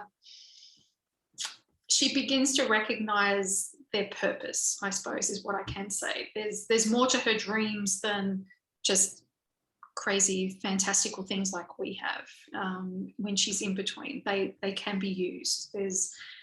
There'll be situations where she'll be able to use them to her advantage, I guess, is part of what I say. That's part of the gift that Between was given her. So you'll find out. Awesome. Can't wait. So excited. Great question. Thank you. Thank you so much. All right. So what I am doing right now, just so you know, I'm just popping the pages for you and for Between into the chat as per a request we had. So there you go. Anyone who was interested, thank you so much for doing this with us today. Lisa, this was an amazing chat. We loved having you. It's the other way around. Like, seriously, I am so grateful for this opportunity. I'm so happy to connect to all of you. This has just been the loveliest opportunity. I am so grateful for you all, that you came and that you supported Between. And as I said, I really wrote it for the fan fiction community, and the fact that everyone has just been so kind and so, supportive has just really meant so much to me. I really can't express it. And I hope I'm going to, like I said, this is my present for you. I will be sending this out to you. I'll put up the post, and so that you can all get your own specially designed Rebecca Morse exclusive book plate. And you also have my undying thanks. Seriously, it's just the biggest thrill ever to get to know you better and to have you be part of this weird, wacky, drunk unicorn encrusted drive with me. It's just incredible. Thank you. Okay. Really quick, I'm just going to let you know, Marie, yes, everyone who attended today will get a link to the recording when it is up on YouTube. Because this is going to be a bit of a bigger file, we're going to be trying to get it off of Zoom as quickly as possible to make room for UCLA's other programming as well. So I'm going to get it up onto the Ellenville Library and Museum's YouTube page, and you will all receive a link directly to it.